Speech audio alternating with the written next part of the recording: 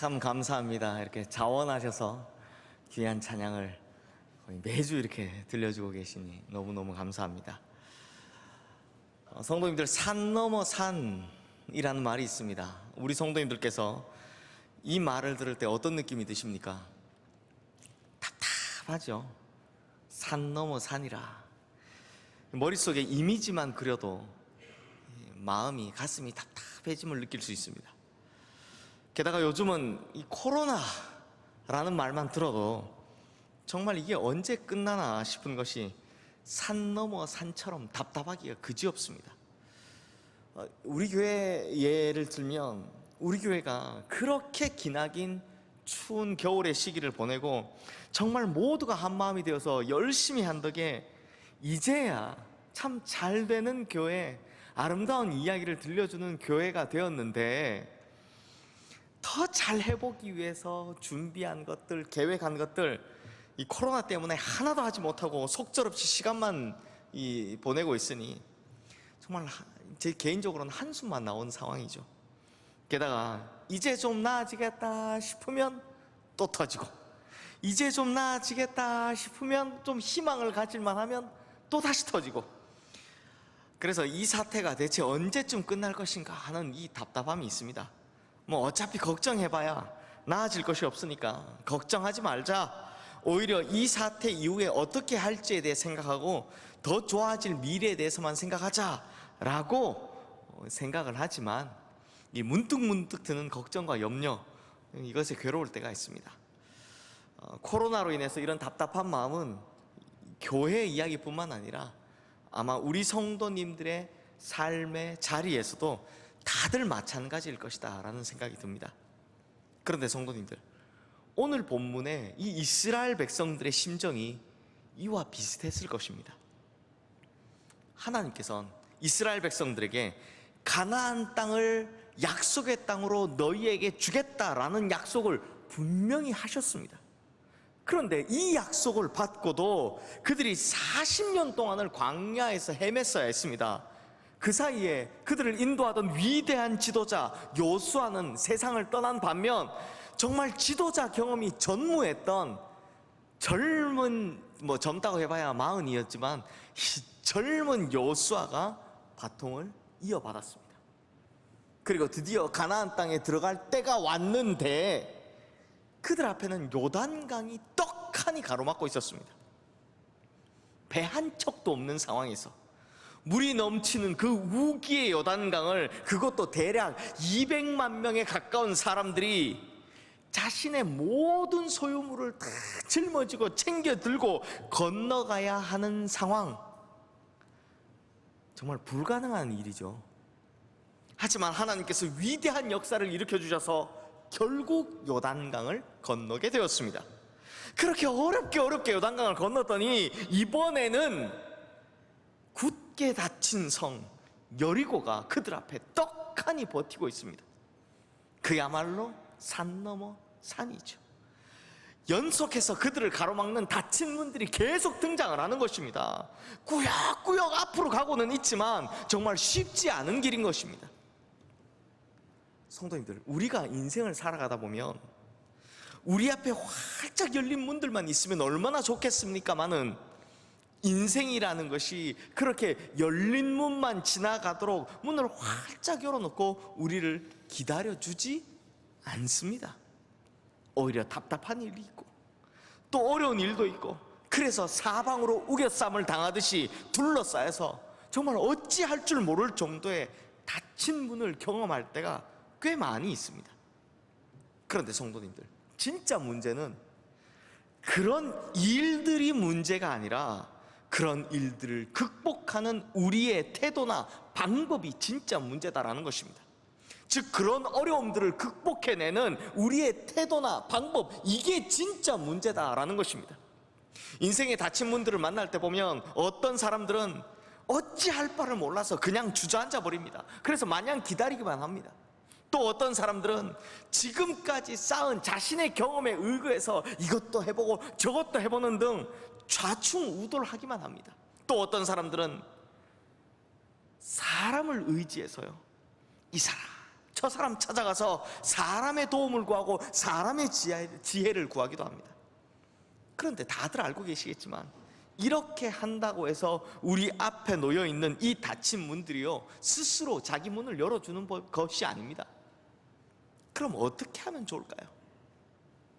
다행히도 오늘 우리가 읽은 이 본문 말씀에 보면 인생에서 찾아오는 큰 어려움, 인생에서 만나게 되는 이 굳게 닫힌 문을 경험할 때 우리가 그 문을 어떻게 열어가야 하는지에 대한 가장 올바른 성경적인 방법을 말씀해 주고 있습니다. 우리 다 함께 오늘 본문 1절 말씀 함께 읽겠습니다. 이스라엘 자손들로 말미암아 여리고는 굳게 닫혔고 출입하는 자가 없더라. 여호수아와 이스라엘 백성들이 이제 가나안 땅에 들어와 첫 번째 전투를, 첫 전투를 앞두고 있습니다. 그러니 어떻게든 이 성의 문을 열어야 하고, 그래서 싸워 이겨야 하는데, 이게 와보니까요, 성의 규모도 어마어마하고 그 성의 방어 상태도 이게 장난이 아닌 겁니다. 고고학자들의 연구에 따르면 가나안 땅의 여러 요새들 중에 여리고가 가장 견고했다라고 합니다. 몇 가지 이유가 있는데요, 사실 여리고는 정상적인 군사작전으로는 정복하기가 거의 불가능한 천혜의 지형 조건을 갖추고 있었습니다. 우선 여리고는 대략 35도 정도 되는 가파른 경사지의 정상에 위치하고 있는 데다가 이 성을 올라가는 길에 놓여진 이 큰 바위나 갖가지 장애물들, 이런 것들이 자연 방어벽 구실을 해주었다라고 합니다. 우리 어성호 집사님처럼 자전거로 라이딩 해보신 분들은 잘 아시겠지만 경사도가요 15도만 되어도 엄청나게 힘듭니다. 15도 한창 올라가다 보면 제가 이 경험한 바인데 허벅지 터질 것 같고요, 심장박동수는 막 계속 올라갑니다. 그래서 이걸 계속 가야 되나 이런 생각을 하면서 가게 됩니다. 그런데 지금 여리고 경사도가 얼마라고요? 여리고 성에 올라가려면 경사도가 35도나 된다고 합니다. 그리고 그것도 그 올라가는 길에 수도 없이 많은 자연 장애물들을 피해서 가야 한다고 하니 이걸 올라가는 것이 얼마나 힘들겠습니까? 게다가 여리고성은 높은 곳에 있기 때문에 이 망루에서 딱 서면요, 수 킬로미터 앞까지 시야가 확보되기 때문에 이 적들이 뭐 하는지, 적군의 동태를 한눈에 파악할 수 있었습니다. 그러니 이스라엘 백성들이 전면 공격을 한다 하더라도 자신의 모습을 다 드러낸 채로 힘겹게 올라가야 하니 사실상 성에 도달하는 것조차 어려운 상황인 거죠. 설령 성에 도달한다 해도 그 다음이 더 문제입니다. 여리고의 성벽은요, 이중 성벽인데 이 바깥쪽 성벽보다 안쪽 성벽이 거의 2배나 두터웠다라고 합니다. 제가 예전에 여리고성 이야기를 한 적이 있을 때 그때 몇 미터 된다 하니까 실감이 잘 안 나실 것 같아서 제가 이번엔 이렇게 비유를 해보겠습니다. 이 안쪽 성벽 두께가 어느 정도였느냐 하니까요, 오늘날 4차선 도로의 폭과 맞먹을 정도로 두터웠다라고 합니다.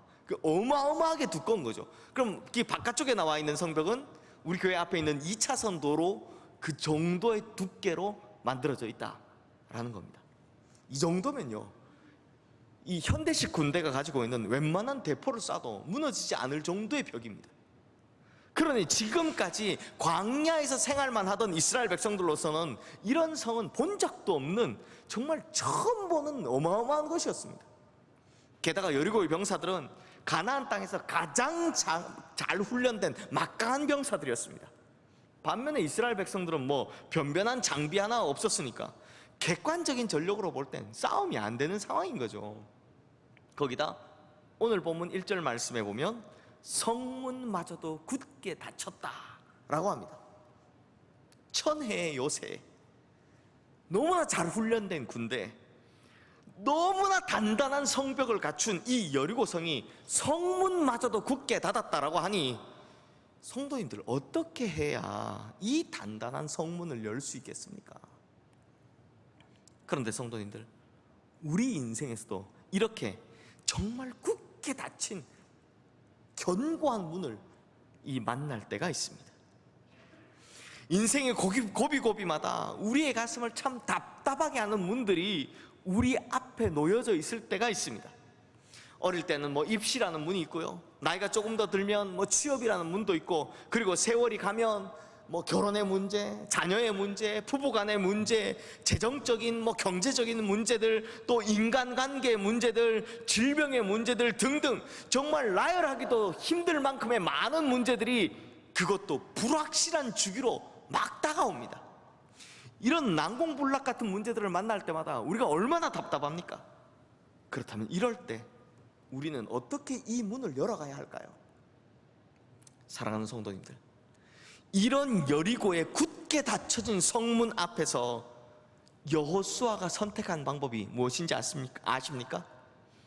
여호수아가 선택한 방법은 딱 한 가지, 바로 하나님께서 말씀하실 때까지 기다리는 것이었습니다. 사람의 지혜를 구하지 않고 경험의 지식을 따르지 않고 오직 하나님께서 말씀해 주실 것을 기다리고 있었다라는 것입니다. 그러자 드디어 하나님께서 말씀하십니다. 오늘 본문 2절 말씀 우리 함께 읽겠습니다. 여호와께서 여호수아에게 이르시되 보라, 내가 여리고와 그 왕과 용사들을 내 손에 넘겨주었으니. 그런데 성도님들, 이 말씀에는 우리가 잘 몰랐던 아주 중요한 두 가지의 특징이 있습니다. 두 가지의 특징이 뭐냐? 먼저는 오늘 본문 1절에서 2절로 넘어오는 행간에 그 기간이 얼마나 오래였는지 아무도 알 수 없다는 것입니다. 여호수아가 얼마나 오랫동안 기다리고 기도했는지 알 수 없다는 것입니다. 비록 여호수아가 얼마나 오랫동안 기다리며 기도했는지 우리가 알지는 못하지만 확실한 것 한 가지는 결국 하나님께서 응답해 주셨다라는 것입니다. 즉 응답이 올 때까지 여호수아는 기다리며 기도하고 있었다라는 것이죠. 그리고 하나님의 응답을 따르자 우리가 잘 아는 그 여리고 성의 전투가 어떻게 됩니까? 이스라엘 백성들 중에는 단 한 명도 죽지 않고 심지어 피 한 방울도 흘리지 않으면서 가나안 땅에서 가장 강력했던 성 난공불락의 요새를 차지하게 되는 그런 역사적인 일이 일어나게 되었다라는 것입니다. 사랑하는 성도님들, 이 승리가 여호수아의 지혜로 가능했겠습니까? 아니면 여호수아 주변에 있는 사람들의 조언으로 가능했겠습니까? 아닙니다. 앞에서 봤듯이 이것은 사람의 능력으로는 절대로 불가능한 일입니다. 어떻게 이것이 가능했습니까? 오직 하나님의 방법으로 하나님께서 역사하셨기 때문에 이 놀라운 승리가 가능했다라는 것입니다. 그러므로 이 승리는 하나님께 기도하며 기다리고 엎드림으로 하나님의 응답을 기다림으로만 가능했다라는 것입니다. 사랑하는 성도님들, 오늘 우리 앞에 당한 어려움들, 또 내 앞에 높이 솟은 산들, 그리고 굳건히 닫혀있는 문들, 이런 문제들이 얼마나 많습니까? 얼마나 많은 문제들이 우리 앞에 굳게 닫힌 이 성문처럼 존재하고 있습니까? 그러나 우리 성도님들, 이제 이 문제의 문을 열어 제칠 그 방법을 알게 되셨습니다. 바로 하나님의 응답이 오기를 기다리고 기도하는 것입니다. 그러므로 우리 성도님들 여호수아처럼 하나님의 응답이 오기까지 기도하며 기다리십시오. 비록 우리는 이 기도의 응답이 오기까지 얼마나 많은 시간이 필요할지 우리는 알지 못합니다. 마치 1절과 2절 사이의 행간에 얼마나 오랜 시간이 걸렸는지 알 수 없듯이 하나님의 응답은요, 하나님의 뜻에 따라 때로는 빠르게 때로는 느리게도 올 수 있기 때문입니다. 하지만 그 응답이 오는 날에는 하나님께서 우리에게 그 문을 열 방법을 알려주시고 헤쳐나갈 새로운 길을 열어주실 줄로 믿습니다. 그러면 그때는 내 인생의 갈 길을 꽉 틀어막고 있던 이 여리고 같은 문제들이 다 열리게 될 줄로 믿습니다. 그러므로 하나님의 응답이 우리에게 반드시 온다라는 것을 믿고 끝까지 하나님을 붙들고 기도하며 기다리며 나가시는 우리 모든 성도님들 되시기를 주님의 이름으로 축원합니다. 그리고 오늘 본문 2절 말씀의 아주 독특한 두 번째 특징은 참 재밌는데요. 앞으로 일어날 미래의 일에 대해서 과거형, 완료형으로 말씀하고 있다는 것입니다. 2절 말씀 뒷부분 한번 보십시오.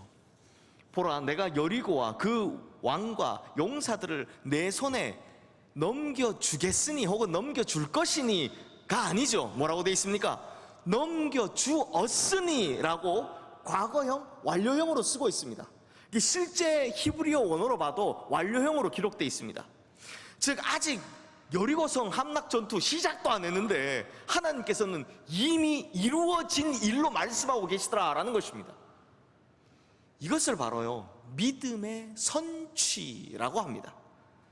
선취, 먼저 얻는다라는 것이죠. 그러니 이루어질 일을 이미 이루어진 것으로 여기라는 것입니다. 원래 믿음이란 이런 것입니다.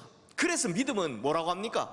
바라는 것들의 실상이요, 보이지 않는 것들의 증거다라고 하지 않습니까? 이게 믿음인 것입니다. 게다가 하나님께서는 말씀하시는 그대로 반드시 이루시는 분이십니다. 지금 화면에 뜬 우리 민수기 23장 19절 말씀 우리 함께 읽어볼까요? 하나님은 사람이 아니시니 거짓말을 하지 않으시고 인생이 아니시니 후회가 없으시도다. 어찌 그 말씀하신 바를 행하지 않으시며 하신 말씀을 실행하지 않으시랴. 즉 하나님께서는 자신이 말씀하신 바를 반드시 이루시는 분이시기 때문에 미래의 일을 완료형으로 말씀하신들 상관없다라는 것입니다. 왜요? 반드시 이루어질 거니까요. 그런 의미에서 이제 우리 다 함께 오늘 본문 3절에서 5절 말씀 함께 읽겠습니다. 너희 모든 군사는 그 성을 둘러 성 주위를 매일 한 번씩 돌되 엿새 동안을 그리하라. 제사장 7은 7 양각 나팔을 잡고 언약궤 앞에서 나갈 것이요 7째 날에는 그 성을 7번 돌며 그 제사장들은 나팔을 불 것이며 제사장들이 양각 나팔을 길게 불어 그 나팔 소리가 너희에게 들릴 때에는 백성은 다 큰 소리로 외쳐 부를 것이라. 그리하면 그 성벽이 무너져 내리리니 백성은 각기 앞으로 올라갈지니라 하시매. 이 말씀은 하나님께서 여호수아에게 여리고성 함락 전투의 전략에 대해서 말씀하시는 부분인데요. 우리 성도님들 잘 아실 겁니다. 6일 동안은 하루에 한 바퀴씩 돌아라. 그리고 7일째 되는 날은 7바퀴 돈 후에 큰 소리로 외쳐라. 그러면 성벽이 무너져 내릴 것이다. 우리 성도님들 다 잘 아시는 내용이죠. 그런데 우리가 이 잘 알아왔던 이 전략에 참 재미있는 게 있습니다. 먼저 이 전쟁에서 승리하기 위해 하나님께서 사람을 불러 세우시는데요, 이 사람들이 누구냐? 바로 제사장들입니다. 아니, 지금 칼을 들고 싸움을 하러 나가는데 누구를 불러야 됩니까? 군대나 용사를 불러야 되는데 그게 아니라 누구를 부르셨다고요? 이 제사장들을 부르셨다는 겁니다. 그리고 여기에 좀 더 재밌는 내용이 있습니다. 제사장들에게 뭘 이야기하느냐? 오늘 보면 5절 말씀을 보면 제사장들이 양각 나팔을 길게 불어 그 나팔 소리가 너희에게 들릴 때에는 이라고 하지 않습니까?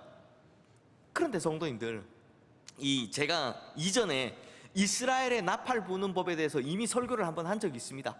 2018년 11월 11일 날짜 쉽죠? 11월 11일 하나님을 향해 귀 기울이기라는 설교인데요, 날짜를 왜 말씀드리냐면 요즘 코로나에 좀 여유가 있으신 분들은 혹시나 궁금하시면 홈페이지에 가셔서 다시 한번 들어보시라라는 겁니다. 그때 그 설교에서 나팔을 하나 불면 어떻게 하고 나팔을 2개 불면 어떻게 하고 크게 불고 작게 불고 또 길게 불고에 따라 각각 다른 이 이스라엘의 나팔 부는 법을 말씀드리면서 우리가 하나님의 사인에 귀를 잘 기울여야 한다라는 그런 말씀을 드렸습니다. 그런데요, 그때 제가 말씀드리지 않았던 이 나팔 부는 법 중에 이스라엘에는 전쟁할 때 나팔 부는 법이 크게 2가지가 있습니다. 전쟁할 때 부는 나팔 2가지가 있다는 거죠. 먼저는 하초체라라는 것으로, 요건 언제 부느냐? 이건 전쟁이 막 시작될 때 전쟁하자고 선전포고용으로 부는 것입니다. 하초체라는 언제 분다고요? 전쟁 시작할 때 선전포고용으로, 이제 우리 전쟁 시작한다 라고 할 때 부는 게 하초체라는 것입니다. 이 반대로 쇼파르라는 것이 있는데요, 이 쇼파르는 언제 부느냐? 전쟁 끝나고, 전쟁 완전히 이겼을 때, 전쟁 끝났다, 이제 이 땅에 평화가 왔다 라고 할 때 부는 나팔이 쇼파르입니다. 그런데 방금 읽은 5절 말씀에서 하나님께서 제사장들에게 어떤 나팔을 불라고 하신지 아십니까? 사실 이때는 이게 전쟁을 시작할 때니까 원래대로라면 선전포고용인 하초체라를 불어야 마땅한 거 아닙니까? 그런데요, 이 말씀을 히브리어 원어로 보면 이때 하나님께서 뭘 부르라 라고 하셨냐면 쇼파르를 부르라, 전쟁 끝났다 라고 하는 나팔을 부르라고 하십니다. 이미 전쟁 끝났다는 것입니다. 이미 이 전쟁에서 이겼다고, 이미 이 땅에 평화가 왔다고 선포해버려라 라는 것입니다. 왜 그렇습니까?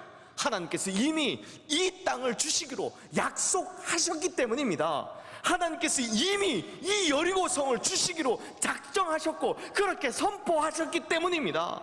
그렇게 이스라엘 백성들은 한 명의 사상자도 없이, 심지어 피 한 방울 흘린 사람 단 한 사람도 없이 그 난공불락의 성 여리고성을 차지할 수 있었다라는 것이죠. 저는 우리 성도님들께서 이런 하나님의 약속의 능력, 하나님께서 선포하시는 말씀의 능력을 확실히 믿게 되시기를 바랍니다. 하나님께서 약속하시면 그걸로 끝입니다. 하나님께서 말씀하시면 이미 끝난 것입니다.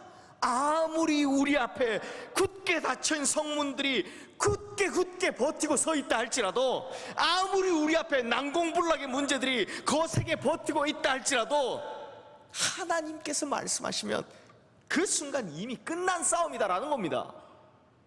그러므로 우리 시흥의 모든 성도님들은 하나님의 약속, 하나님의 말씀으로 말미암아 이미 끝난 싸움을 경험하시며 지금 내 눈앞에 있는 난공불락의 문제들을 하나하나 차례차례 다 이겨나가시는 우리 성도님들 되시기를 주님의 이름으로 축원합니다. 이제 말씀을 마무리하겠습니다. 사랑하는 성도님들, 성도는요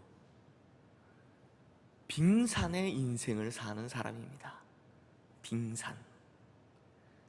빙산은요 북극의 그 거친 바람에도 상관없이 일정한 방향으로 묵묵히 나아갑니다.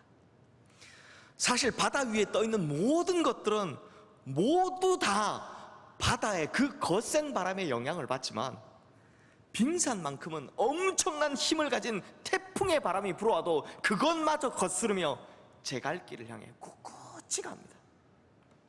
어떻게 이렇게 할 수 있는지 아십니까? 빙산의 일각이라는 말을 모두 다 아시다시피 빙산에 보이는 것, 드러난 것은 작은 표면인 이 빙산의 일각이지만 그 아래에는 보이지 않는 엄청나게 거대한 진짜 빙산의 근원이 있기 때문입니다. 그래서 빙산은 눈에 보이는 이 바람의 영향을 받는 것이 아니라 보이지 않는 조류의 영향을 받으며 앞으로 나아가는 것입니다. 성도는 이 빙산과 같습니다. 그리스도인은 이런 빙산과 같다는 것입니다. 왜냐하면 성도의 근원은 우리를 지탱해주는 하나님의 말씀과 하나님의 약속이기 때문입니다. 그래서 겉으로 보이는 모습이 다가 아니라 그 거대한 근원 하나님의 말씀이 우리를 붙잡아주고 있기 때문입니다. 이번 코로나와 같이 이 세상 거친 풍랑이 불어올 때면 모든 사람들은 휩쓸리기 마련입니다. 하지만 성도들은 묵묵히 한 길로, 옳은 길로, 바른 길로 갑니다. 왜요? 성도는 눈에 보이는 이 세상 풍랑의 영향을 받는 것이 아니라 눈에 보이지 않는 하나님의 인도하심의 영향을 받기 때문입니다. 눈에 보이지 않는 하나님의 말씀에 우리의 근거를 두고 있기 때문입니다. 보이지 않지만 거대한 근원으로 자리 잡고 있는 하나님의 말씀과 하나님의 약속을 우리의 자신의 근거로 삼고 살아가기 때문입니다. 그러므로 성도님들, 내 눈앞에 있는 인생의 닫힌 문들을, 이것에 두려워하지 마십시오. 그 어떤 문도 하나님의 약속을 받은 우리를 막을 수 없습니다. 그 어떤 풍랑도 두려워하지 마십시오. 그 어떤 풍랑보다도 강력한 하나님의 말씀이 우리를 인도할 것이기 때문입니다. 그러므로 항상 하나님의 말씀과 약속에 근거하여 인생에 닫힌 모든 문들을 열어제치고 승리하시는 우리 시흥의 모든 성도님들 되시기를 주님의 이름으로 축원합니다.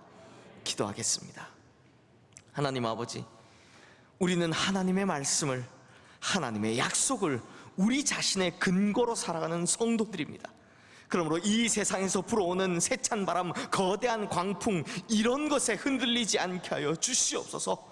여리고와 같은 인생의 닫힌 문들이 겹겹이 우리를 찾아온다 할지라도 절대로 두려워하지 않고 답답하지 말고 오히려 그 순간 내게 주실 하나님의 말씀과 약속을 잠잠히 기다리며 기도하게 하여 주시옵소서. 그리고 그 약속의 말씀이 올 때면 그 말씀을 의심하거나 두려워하지 말고 믿음으로 승리를 선취하고 선포하게 하여 주시옵소서.